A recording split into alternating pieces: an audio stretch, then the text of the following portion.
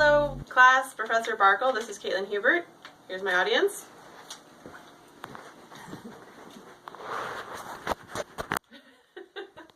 Thank you. All right. This is my persuasive speech. I've chosen the topic of Mac versus PC. It seemed to be a fairly popular one on the thread. All right.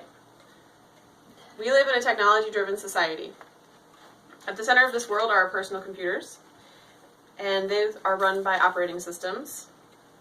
And today we'll be talking about Mac operating systems, referred to as iOS, and PC operating system run by Microsoft. Now, PC can also refer to personal computer, which can be Apple or any other computer, but today we'll be referring to Microsoft run products. There's a third very popular operating system called Linux, which we won't be discussing because that's a very complicated, mostly used by computer programmers platform. The divide between PC and Mac is a big one. And oftentimes if you go to some sort of tech convention and you whip out your phone and say iPhones are better, you're going to cause an uproar because not everyone agrees. And it's not just nerds that love PCs. They're good for everyone. And I want to break that stereotype today. I used to love Macs. I was a devout Mac user for many years, and I've made the change. I've switched over. I'll try to remain non-biased for the sake of presentation. All right, my first argument. PCs are more affordable and customizable. When you go into a tech store like Best Buy, you're going to be faced with many choices of computers. And you'll notice there's a small section for Apple with just a few laptops and a huge section for the other PCs, most of them Windows-based.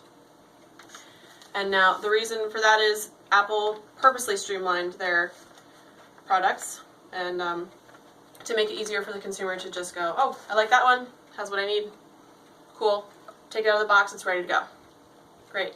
But what if you don't need a sound recording program like they have on Apple, or all of these programs that take up a lot of space and a lot of time? You're paying for something you might not want, whereas with a PC you can start from the beginning and build up with all the parts and create your own customized computer. You can save space by not having those programs that Apple forces you to have on your PC or your Apple. However, if you want to build a PC that is comparable to Mac, you will be spending about the same price because Apple does use the top-of-the-line products and a very powerful operating system, and they've streamlined it so it's very user-friendly. And so that is an argument for Apple, but however, they are making it easier to use PCs as well, because they are aware that Apple is pretty easy to use. Now, when I say there's limited choices, the least expensive Mac option, if you want to go in and get a Mac, is a Mac Mini. It's a nice little box. Doesn't come with anything. It's $500. There's no screen, no keyboard, no mouse. You can get a Lenovo C260 Touch for $429, and that at least has a screen, and it's actually more powerful and faster than a Mac Mini. So, that's a bonus. A screen and a keyboard is better than none. A nice little box. Yeah, none. All right, which is safer? There's a myth out there that apples are impenetrable to viruses, a myth perpetuated by founder Steve Jobs. Now, it's true, they used to be very safe because Apple spent a ton of time and money creating a product that is really hard to hack, really hard for people to create programs that can go in there and give your computer a virus. However, it is not impenetrable by a long shot. PCs are most frequently infected with viruses, but Macs are not. They're not immune. If a Mac gets infected, they are more susceptible to being completely ruined because they have no protection. So when a hacker does get in, there's more for them to get at because you're completely unprotected, whereas PCs, whenever you update your PC, there's often built-in virus protection. And with a Mac, if they've taken the time to get in there, they're going to get everything.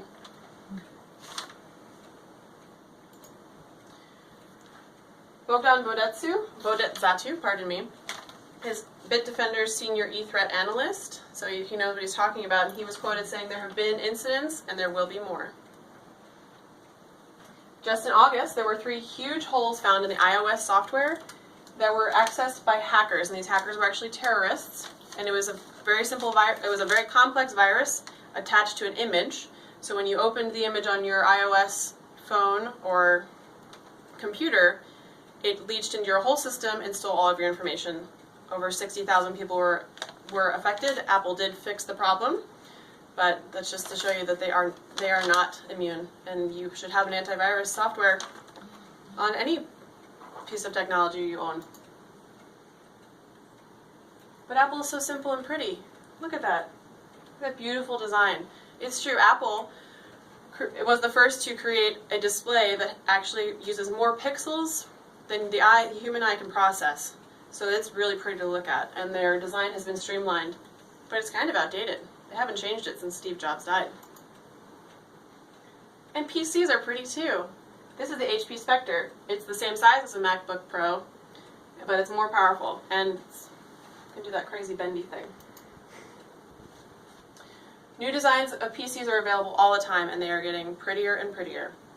There are many choices in different price ranges, but like I said, if you want a comparable to a Mac, you're going to spend about the same amount, but you're going to have more freedom with what goes into your computer. Microsoft is streamlining their operating system. So what that means is Microsoft was listening when people said, oh, I like this Apple because it's so much easier to use. And Microsoft says, well, we're going to do that too. But the nice thing is, if you want to create a program, say you're a programmer or you are interested in having more control over your computer, you can do that with a PC. You can't do that with a Mac. They are incredibly protective over their software. If you ever wanted to put a program, say your friend designed on your phone, you can't. They just won't let you. You can spend your entire life writing a program, and if Apple decides they don't like it, you can't use it on your computer. And iOS software has actually become secretly more complicated.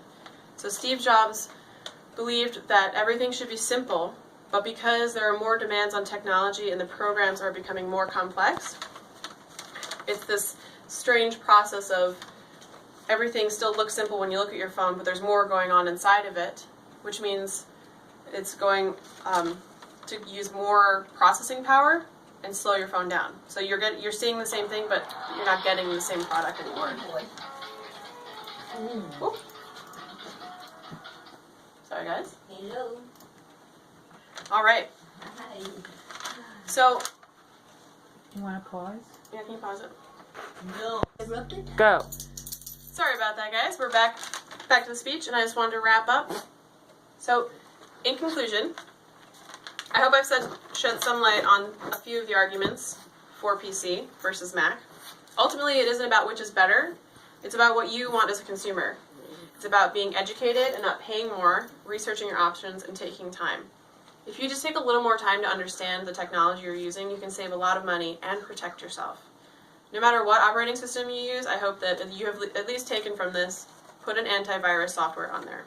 There's a myth out there that PCs that antivirus is expensive. I pay $10 a year for a very high-end product called SpyBot. Check it out.